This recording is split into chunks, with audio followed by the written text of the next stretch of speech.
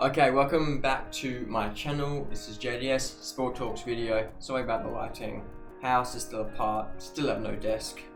This is just literally chuck computer on something and make a video. This video will be about the first round of the AFL and about new rules and stuff that are coming in. There's not many really this year. I've not really looked through these ones that I've heard of. I've not actually looked through, which I probably should because I'm an umpire myself. But there's a new interpretation of the hold the ball rule, which is basically just, it's not actually a change in any of the wording of the rule, it's just interpretation of being that we basically just saying be harsher on what prior opportunity is. That's the only real change to that rule. And there's a fairly large change to back chat to the umpires, which personally I see what they're trying to do. They're trying to make it more friendly to the umpire because people stop umpiring because of the abuse that people can get. But I think it's going to create a greater divide between players and umpires, because if you, at this point now, you can't even, like, even if you say you mess up a kick or you get caught on the ball, you're like, oh fuck, you're gonna get penalised, because all it takes is for that umpire to decide, which we've seen happen already in the preseason, to just decide that that's aimed towards me, or that's just not alright, 50 metres. Or even, like, you can't even politely protest a decision anymore, which you should be able to do. It shouldn't be a dictatorship, even though it is on the field, it is dictatorship, but it shouldn't be like a like what I say goes. You cannot even have any back chat. It's like, imagine if in the just general world someone disagreed with the government's decision and automatically instantly they're put in jail or they get a 20k fine or something.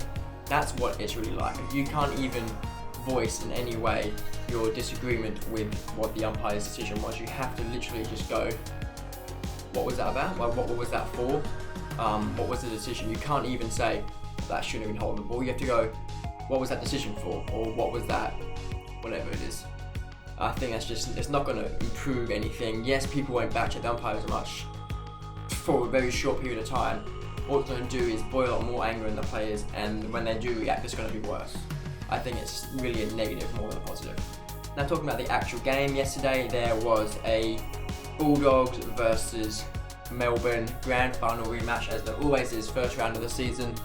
And personally, I thought Melbourne were going to win. I actually got a bang on, sort of bang on. I thought it was going to be close until about 15-ish minutes left, and then I thought it was going to be by about 20. I was insanely close. I have no proof of this, so you can say I'm bullshitting if you want, I don't really care. But I didn't expect the out the gates dominance. I thought they were going to be a bit better out the gates, Melbourne, but I didn't expect the sheer dominance for the first 5-10 minutes, and then the drop off. Once the drop off happened, you could see Bulldogs were, because they have a mosquito fleet, very short team, they rely on run, very taxing style of play.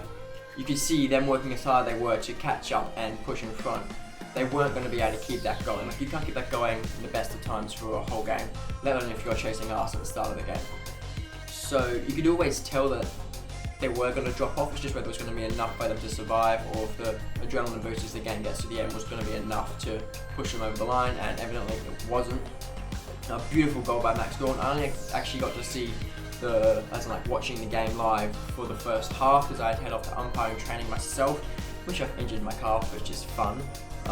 But that first half was pretty up and down. As I said, Melbourne dominant early and Bulldogs coming back. Melbourne looking a bit shaky after kicking 4 in a row. They actually had 3 goals and 0. After that, they had 2 dodgy shots, one which was a touch and go shot. It wasn't a bad miss, but maybe should have got it. And really at the end of it, it was like, I don't remember the exact scores, but it was something like 14-13 to like 11-5 or something. So it should have, that's probably wrong, it's definitely wrong, but it was something like that, and Melbourne being the 14-13 obviously, so it should have really been a lot more of a win if they were more accurate. I think that's something they can definitely improve on. I think Bulldogs definitely capable of getting about 5th and 4th again this year, but they just need to be more consistent and early on they looked sloppy and they put themselves on the back foot. They need to get out the gates early. I know they're versing premiers, so it's always going to be a tough game, especially when they look as good as they did early on. But they need to just clean up their seals a little bit. Like, it was a bit dodgy here and there. Melbourne did it as well when in their little laps late in the first quarter. They were just kicking constantly, mainly because they were panic kicks, but kicking constantly to the opposition. I think a big thing, especially when they've got players like Norton in the forward line who are very, very capable forwards, they should have been more efficient going forwards. I don't mean actually kicking at goal, I mean in terms of entries to goals. Because the first half when I was watching, Bulldogs were not efficient at all in their forward entries to scoring shots. And with the forwards and midfielders they have Norton, Bontempelli, beautiful kick in the forward line, kick a goal as well. They have the Collingwood guy, can't think of him. They have Bailey Smith. What's the Collingwood guy's name? He's number 1 for Bulldogs. You know who I'm talking about, the blonde guy. They have him, and I can't even talk too much about the defence. It was they were getting cut apart early on, but they seemed to tidy up a bit. And clearly, in the second half, it did lapse again because the dominance, what looked like dominance anyway, from Melbourne late would have suggested a lapse in defence. I think promising signs for both teams and things both teams can definitely work on. Melbourne need to not have that little lapse. Try and make sure coming out of defence when the pressure's on, they keep their calm. Don't just panic kick it out, because that was a major problem for them late in that first quarter.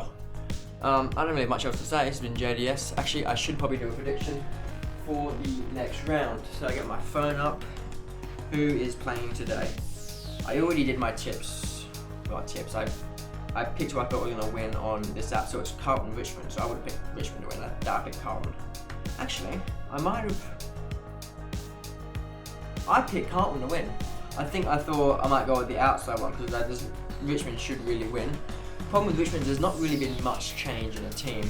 So, and they already looked lackluster last year, really, except for maybe a little bit of a push late. But if you're not going to change your team, you're going to have a change of tactics if those tactics you use have stopped working. I hope they've done something and not just gone for the same old. Hope it works. But you never know. I'm going to say,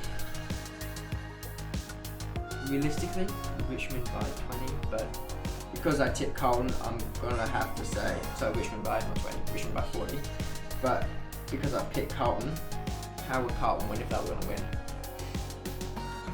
I'm going to say they come out the gate strong and then lapse down a little bit. Actually no, Richmond come out strong, have a bit of a collapse, try and hold on, and then Carlton get over them late. I'm going to say 10-point win for Carlton. I kind of screwed myself over there, but let's see. Let's see if I can get it right. Yeah, yes, thanks, bye.